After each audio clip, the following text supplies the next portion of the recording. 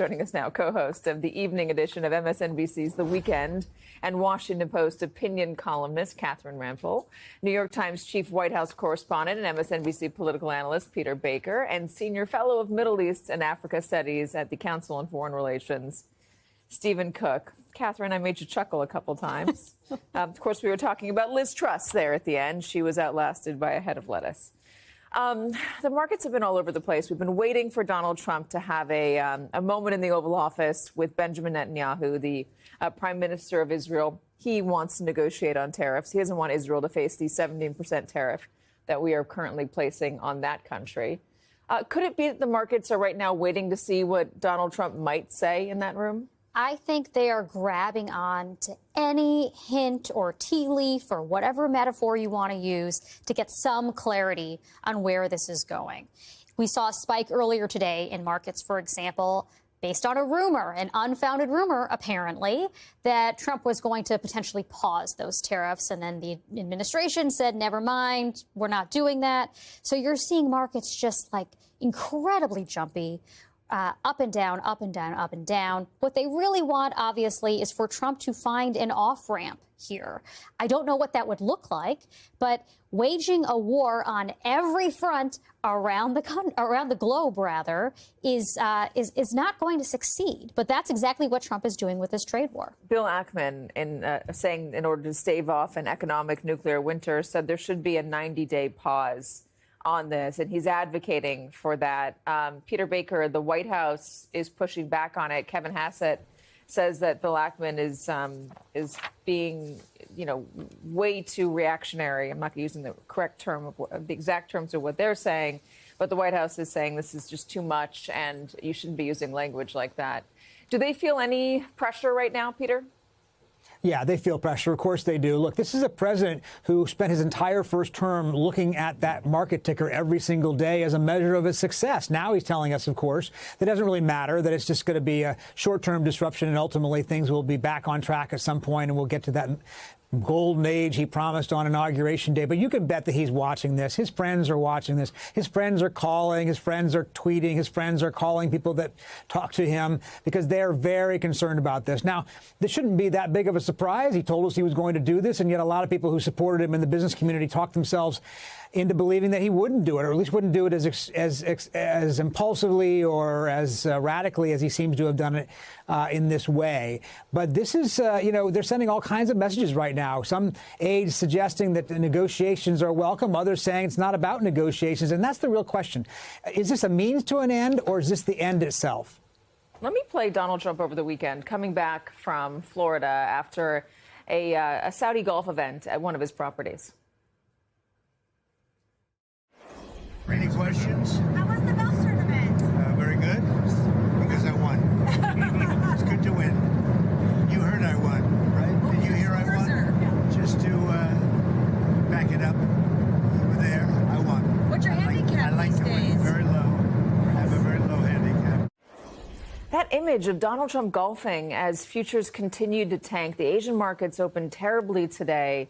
If that image were any other president, Peter, any other president, the Republican Party would be losing their mind. I don't understand the disconnect here. Why can Donald Trump single-handedly tank the markets, then go golfing, and still be, celebrated by the party as somebody who's got his head on straight and don't worry, he's negotiating, everything's fine? Yeah, I remember the days when Donald Trump was just a businessman, and he used to mock Barack Obama for going golfing during his presidency. He said if he became president, he wouldn't have any time to golf, much less, of course, golf in the middle of an economic crisis of his own making. But, he does play by different rules, rules that aren't necessarily consistent with the traditional, standards and laws of political gravity that we're used to in Washington. But we'll see how long that lasts. Right now, there's a great deal of consternation in the party. Party. They're not as vocal as some of the people on Wall Street may be, but there's a lot of Republicans who are very nervous right now, sweating it out. Not sure he knows where he's going. Part of the problem is, of course, is that we don't know exactly what the goal is, right? What is this mythical, what is this magical place that he says he's going to take us to? And if so, how long is it going to take to get there? What will be the point of doing this? Right now, he's saying we need to do this and endure some uncertainty in order to get someplace. But it's the someplace that we're trying to get to that he hasn't been very clear about where it is and what it would be. Peter, any idea why we're still waiting for this Oval Office meeting between the Prime Minister and Donald Trump? It's supposed to happen at 2 o'clock. Also, they were supposed to have a bilateral press conference. They canceled that. The White House says, we're just going to do it in the Oval Office. But the Oval Office doesn't have the same, slate of reporters. It's handpicked by the White House. They don't always take questions. Do you have any backstory on this? Well, I don't, but I think it's fair to assume that they decided that a press conference in the middle of all this wasn't what they wanted to do, wasn't the best messaging strategy at this point. He usually does take questions in the Oval Office, and sometimes he takes questions for quite a while. So it may end up being relatively equivalent on some level, or maybe he won't. Maybe he will, be disciplined and say, what he wants to say on the Middle East and leave it at that. We'll have to see. But it's a situation where they're trying to make sure that they do know what kind of message he's going to send. And that's not the easiest thing in the Trump White House because he often goes off script, as you know. So it's a moment where they're, on the edge, and perhaps they're waiting for the end of the market day to be able to roll them out without affecting the last hours of trading. All right. So, Stephen, the global economy has not reacted well to this. Nations, both allies and competitors, have not reacted well to this. Donald Trump is trying to threaten another 50% additional tariff on China because China is imposing tariffs right back on the United States, plunging us potentially into a further problem with that country. Just give me the lay of the land globally as the rest of the world tries to figure out what Donald Trump is trying to do. To Stephen? Washington Yeah, to there you go. try to Sorry. negotiate Start again. away. We lost your audio at the top. Oh, I'm sorry. You see this with Prime Minister Netanyahu rushing to Washington to try to negotiate away these 17% tariffs that are now on Israeli goods, which is very important. Israel's 25% of its exports go to the United States. There's some percentage of that will be exempt from the tariffs. But I think leaders around the world are incredibly concerned because they have obviously set up their economic policies based on the United States being this big consumer of their goods. And now suddenly everything is going to be much more difficult for them to sell to the United States. Everything will be much more expensive. I will say this, though, in listening to the president, it's not clear to me that an economic argument is going to be the thing that's going to get him off of this issue of tariffs. If you listen to what he has said, going back to his address to a joint session of Congress, it is deeply intertwined with a kind of blood and soil nationalism. There's a cultural issue. He said in that speech that tariffs are the heart and soul of the United States.